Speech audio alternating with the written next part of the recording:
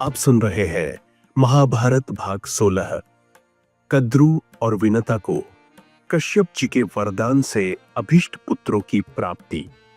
शौनक जी बोले, सूतनंदन, आप ज्ञानी महात्मा आस्तिक की इस कथा को पुनः विस्तार के साथ कहिए। हमें उसे सुनने के लिए बड़ी उत्कंठा। सौम्य, आप बड़ी मधुर कथा कहते हैं। उसका एक एक अक्षर और एक एक पद कोमल है। तात, इसे सुनकर हमें बड़ी प्रसन्नता होती है। आप अपने पिता लोमहर्षण की भांति ही प्रवचन कर रहे हैं। आपके पिता सदा हम लोगों की सेवा में लगे रहते थे। उन्होंने इस उपाख्यान को जिस प्रकार कहा है उसी रूप में आप भी कहिए। उग्र श्रवा जी ने कहा, आयुष्मान। मैंने अपने कथावाचक पिताजी के मुख से यह आस्तिक की कथा जिस रूप में सुनी है उसी प्रकार आपसे कहता हूं। ब्राह्मण, पहले सत्य युग में दक्ष प्रजापति की दो शुभ लक्षणा कन्याएं थीं, कद्रु और विनता। वे दोनों बहिनें रूप सौंदर्य से संपन्न तथा अद्भुत थीं। अनखगोल दोनों का विवाह महर्षि कश्यप जी के साथ हुआ था। एक दिन प्रजापति ब्रह्मा जी के समान शक्तिशाली पति महर्षि कश्यप ने अत्यंत हर्ष में भरकर अपनी उन दोनों धर्मपत्नियों को प्रसन्नता पूर्वक वर देते हुए कहा, तुम में से जिसकी जो इच्छा हो वर मांग लो। इस प्रकार कश्यप जी से उत्तम वरदान मिलने की बात सुनकर प्रसन्नता के कारण उन दोनों सुंदरी स्त्रियों को अनुपम आनंद प्राप्त हुआ। कद्रु ने समान तेजस्वी 1000 नागों को पुत्र रूप में पाने का वर मांगा। विनता ने बल, तेज, शरीर तथा पराक्रम में कद्रु के पुत्रों से श्रेष्ठ केवल 2 ही पुत्र मांगे। विनता को पतिदेव ने अत्यंत अभीष्ट 2 पुत्रों के होने का वरदान दे दिया।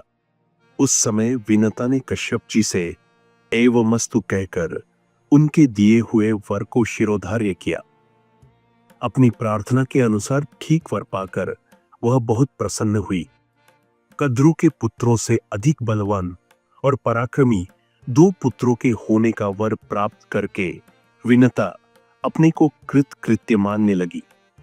समान तेजस्वी 1000 पुत्र होने का वर पाकर कद्रु भी अपना मनोरथ सिद्ध हुआ समझने लगी। वरदान पाकर संतुष्ट हुई।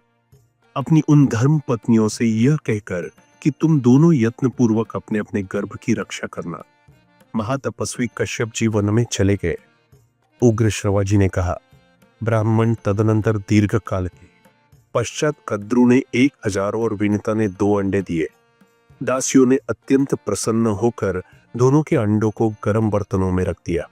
वे अंडे 500 वर्षों तक उन्हीं बर्तनों में पड़े रहे।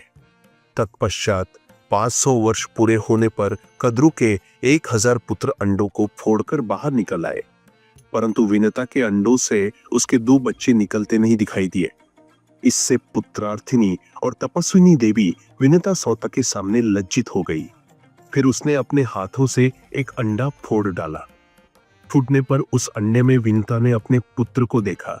उसके शरीर का ऊपरी भाग पूर्ण रूप से विकसित एवं पुष्ट था, किंतु नीचे का आधा अंग अभी अधूरा रह गया था।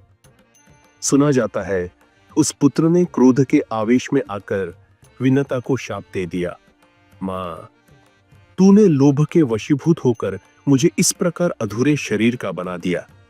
मेरे समस्त अंगों को पूर्णतः विकसित एवं पुष्ट नहीं होने दिया। इसलिए जिस सौता के साथ तू लाग डांट रखती है उसी की 500 वर्षों तक दासी बनी रहेगी।